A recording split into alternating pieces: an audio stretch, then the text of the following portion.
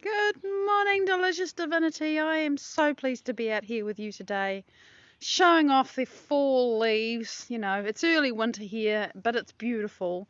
So let me not waste any time. We're just going to enjoy the lawn because it's covered in colour, and I love that. Each of these is like a crystal or a gem on its own. It's so beautiful. Morning, Mike. Look at this, it's just gorgeous. I just love this. Good morning, beautiful beings. Coming on, enjoy my garden with me, because I love this part where the leaves fall on the lawn and it's green and it's gold and it's orange and it's red and yay, Monica, you can see my fall lawn. Roberta, it's you. G'day, sweetie. So let's just amble a little bit more. Look at the blush on this one. Isn't it glorious? I just love this. And, well, better not forget to look at the tree, which is making all of this happen. It's so still this morning. There's no wind. No, nothing. Just the colours. And me here with you in the garden. So, there it is. And here's the sky. It's just sort of soft and, like someone's painted it with powder puff. It's lovely. So that's the morning. And there's the contrast. And there's the colour. So that's, I think, all I'm going to show you, because there's not much else to see in the front garden. Well, there's the house, but, that's not garden. There's things that are changing in this space. This is, I'll show you this. This is a rose that moved over the weekend, and this is a new area, so there's a thing here. This will be a shrub in the end, but while it's growing, I've been given this pelargonium, and I'm just climbing in here. It has these really elegant salmon pink flowers, and yeah, there it is, and it's got these lovely leaves as well. Camera around, and today, excuse me, I feel like I've got spiderweb on my face. Today I want to talk about another question that I've received from one of our beautiful people. You are all beautiful, by the way. And this beloved being is stressing majorly, really, about someone they care about, who, in short, appears to be screwing up their life. And, I mean, that's a vast generalisation, but, my feeling is that that's how it is to them, and they're worried about it, they're upset about it, they're depressed about it, they feel disempowered, they feel powerless, they feel, all of those things. All right, bump in the internet. All of those things that you feel when there's something going on in your world and you just can't control it, and it's just awful. And it dominates your thinking and it drains your energy and all of that stuff. So again, this is really, and we all have this, the situation where someone you care about, g'day Andrew, someone you care about appears to really be screwing up. Now, the first thing to say about that is that they appear to be screwing up according to your assessment of what they are doing, which may be very logical and reasonable and justified to say, oh my God, it's awful. But there is another agenda that we are often a lot less, if at all, aware of. That's the first thing I have to say. And that is that the soul, oh God, I've used that word, the soul, the consciousness, the being that is presently incarnate as that person, having and creating willfully on some level, very unconsciously, but willfully. Julian, good morning, on camel duty, yay! At some level, of course not consciously, because no one would do it to themselves consciously, that person is choosing or has chosen to have this experience.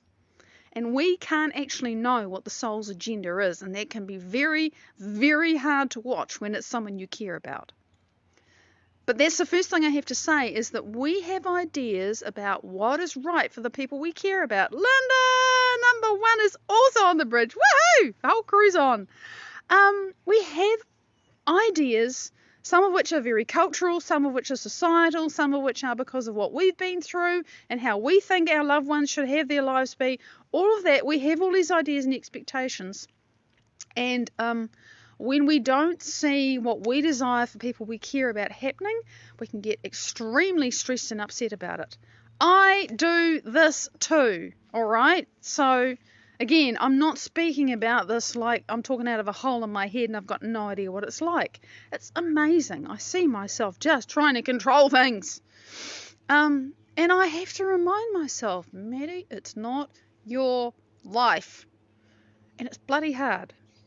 But anyway, that's the first thing. When you observe someone you care about making choices and making decisions and behaving in ways that you don't like or think are bad or can see are actually hurting them, yep, all of that is true and real. Not denying it, not saying you shouldn't feel that way or anything, but remember that the soul's, the consciousness, the being that is eternal and has lived a gazillion, bazillion ever lifetimes and is never going to be destroyed, may live in this body, may leave this body, but that being is eternal, is choosing at that level to have this experience until they choose something else. And we don't actually have a right to impose our will on anybody. And that's very, very hard for a parent, for a spouse, even for a child. You know, when you see your parent or an aunt or an uncle, someone more senior to you, and they're just destroying themselves. This is really deep, hard stuff, okay? But I got to start with that. Because we think, I have these ideas about how I want it to be for that person, and they may be completely appropriate and loving. Not denying that. But the soul, the consciousness, the being that is having that experience, you don't really know what they're doing. So, and I'm not going to go any further into the discussion because it's a great big deep dark rabbit hole and we could get lost in there. But hopefully I've made some sense of that. I'm not saying it's easy to swallow this at all. I'm just saying that's a thing, it's there. We actually don't have the right to impose our will on anybody, even if it's the best thing that we could want for them. Oh my God, that's tough. So, the next thing is, if that's the situation, I'm going to talk about chemistry in a minute. Hi, Faye! G'day, sweetie! G'day, Robin! Lovely to have you. There's a thing that happens when there's a person in your life and you have very strong feelings about them. And now I'm going to talk about chemistry. Okay?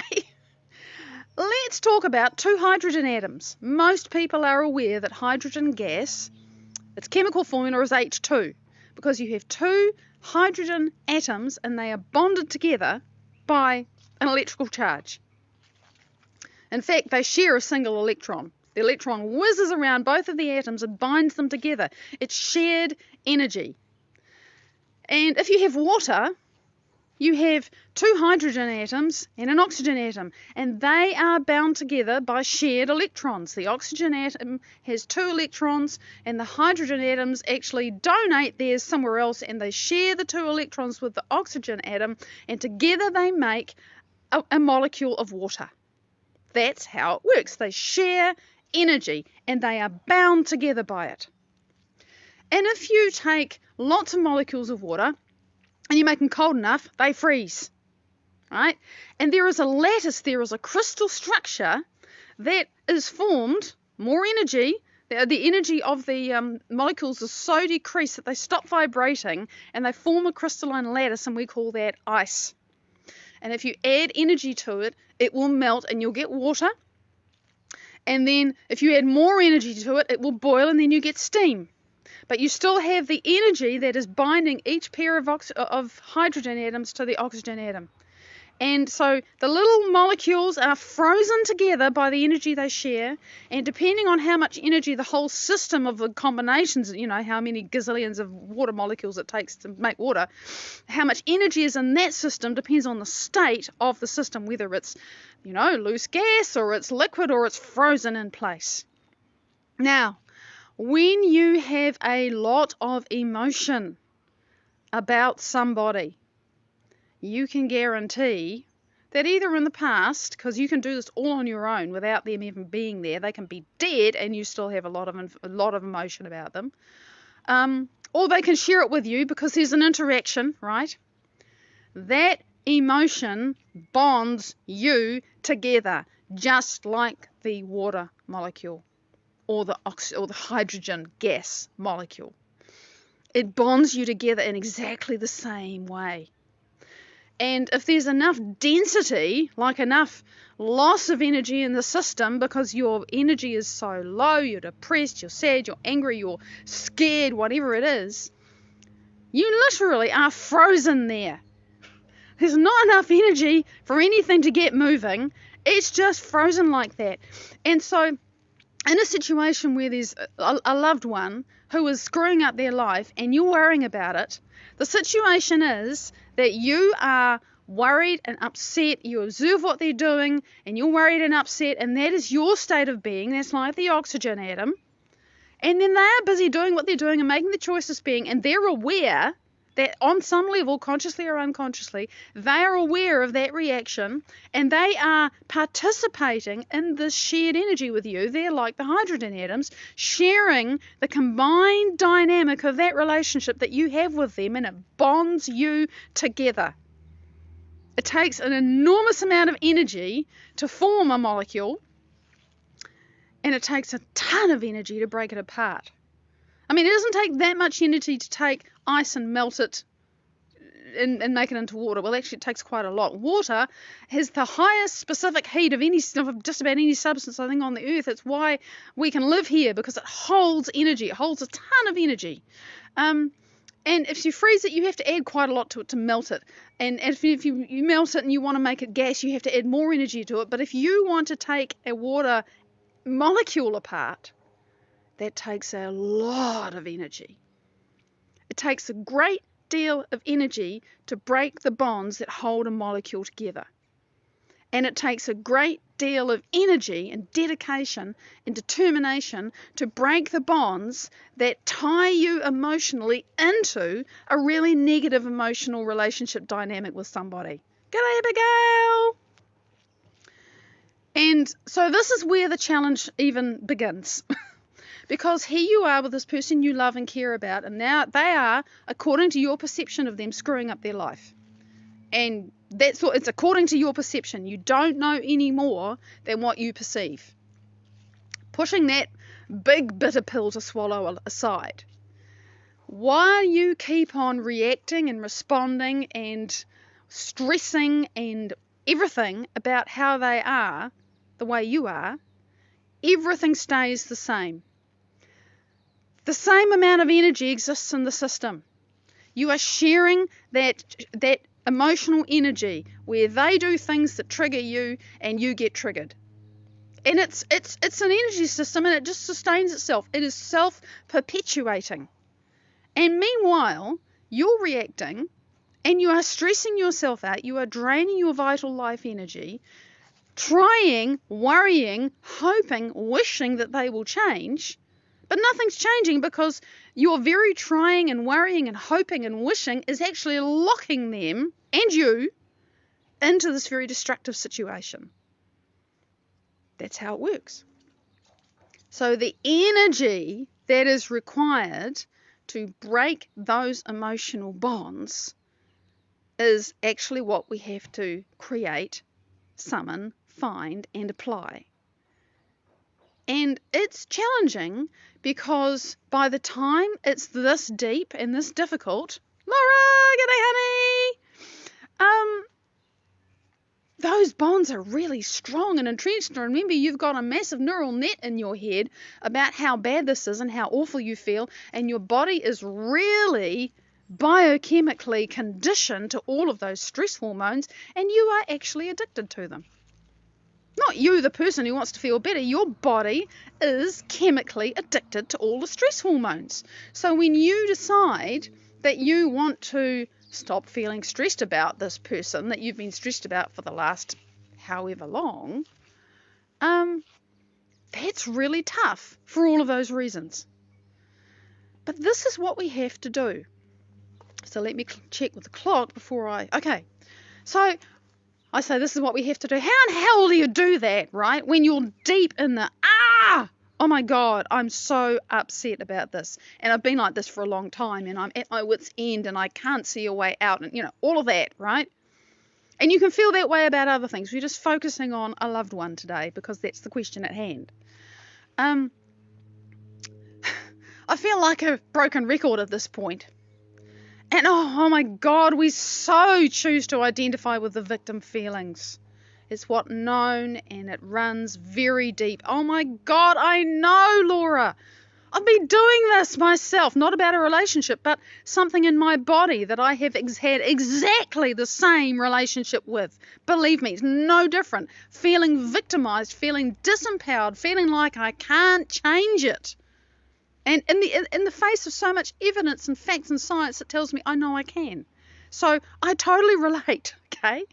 And I recognize myself choosing to be victim to my circumstances because the emotions are so familiar. Oh my God, it's so easy. And like I said, literally over the last 2 or 3 days now, 3 days I've been doing this. I finally nailed a thing that I could, as soon as I started noticing myself going into victim mode, and thank you for using that word, because I don't like to say, this is all about allowing ourselves to be victimized, but actually it is. We go into victim mode, and we thereby actually endorse someone else's victimhood. It's just, it's the flip side of the thing. But I didn't want to say that like, you're being a victim. But we do. And I finally found a thing that I could bring to mind which had enough energy in the right, whatever it was, to help me change my focus and even bring up a different emotion. And, like I said, again, that has taken me a little while to create. First, I had to realize what I was doing. I was like, oh my God. And then it was like, well, how do I do something else? Oh my God, this is every 10 seconds. I stop it and then there it is again. And I stop it and then there it is. Oh my God, how am I going to change this? And you do need a motion detector for the old stories. But the motion detector is your body, Laura. What you have to do is when you catch yourself, pay very, very, very close attention to what your body is feeling. So I just heard Dr. Joe Dispenza explain this again because I'm listening to him again, right? The difference between feelings and emotions, very quickly. Feelings, when you get hot under the collar, that's a feeling. You get hot. When you get red in the face because you're angry, that's a feeling. The body produces all these physiological responses because we've had a thought and there's some chemistry. So you get hot, you get itchy, you want to punch somebody, you want to freeze, your stomach churns. Those are feelings. They're different sensations that you feel in your body. Now, when you have a bundle of sensations and you label it as fear, that's the emotion. So emotion is like the over thing, and the feelings sum up to what that emotion is. Yep, we go into victim mode when we allow ourselves to see ourselves as victims, to feel ourselves victims, to feel victimized, to feel disempowered, to feel like I can't do it, I can't change it, it's impossible, it'll never change. All of those things. So coming back to the feelings, when you recognize, oh my God, I'm in victim mode again. I'm in disempowered mode. I'm feeling like this is impossible again, like this is never going to happen. All of those feelings. So familiar to me. I'm telling you the things that I used to think and feel all the time. Oh, we can play with words, Linda. I'm just saying how Joe explains it. And I like the way he explains it because it makes sense to me. Emotions to me are visceral. And feelings are sort of the subset. They add up. But, it really doesn't matter. Whatever words work for you, We all have our own neural net. That's the thing. So, to pay attention, when you notice yourself going into disempowered mode, when you notice yourself going into impossibility mode, when you think, oh God, I'm there again, exactly what is your body feeling? Physical sensations. Are you tight? Did something start to hurt? Did your neck tighten up? Did your stomach freeze? Did you collapse inwards in your chest? That was a real clue for me when I suddenly thought, oh my God, I close up, I hunch over. It's subtle, really subtle. You have to really pay attention. Notice that. And notice what thoughts are circling in your head that you haven't quite noticed. And then you can apply some choices, because if you think, okay, I'm closing up, I'm protecting myself, I want to feel safe. Okay, so can I imagine, what would the opposite of that be? What would I be bringing to mind, bringing to my awareness that would remind me my world is a safe place? Can I imagine being on a beach and it's warm and there's sunshine or sunset, and you have to have something that you can bring to mind to change your focus and start to feel a different emotion. And when you do that, when you change the emotion, you are disconnecting from the energy that binds you to that other person, and that person to you, and the two of you into the dynamic you've been stuck in for so long. That's what we have to do. And that's why it's so hard, because when you've been stuck in that emotion for so long, you don't want to change it because it feels so natural for you and so impossible to change. And I'm telling you it's possible. You just have to want it enough to do the mental thinking. Well, what would I bring to mind to remind me of what the possibility or safety or feeling good or whatever it is? And you will have a memory. Start with that. Even if it's a memory of a movie, you thought, oh God, I wished I felt like that. Okay, how would it feel if you did? There's no reason that you can't do this, except that your body will say to you, no, don't go there. It's new. I don't want to feel anything new. I want to stay with what I know. So all the resistance you feel is your body resisting change. It's not you resisting the change. Don't listen to those thoughts and feelings like they're true, because they're not. Mr. Spock. So much that we could talk about, and we'll do that on Monday. It is Friday and I'm out of time. Thank you so much for being with me and sharing yourselves with me this week. I appreciate you. And I've remembered, oh my God, if you haven't and you'd like to, please feel free to go to my Maddie Schaefer Manifestation Coaching page and drop me a review, because I appreciate them. I really do. And it means that other people who come to the page go, oh, well, clearly there's something useful going on here. And I'd appreciate that. Thank you so much. Blessings to you. Look out for the Resonant replays in the weekend, and I will see you Sunday, Monday. Until then, very much love. Bye-bye.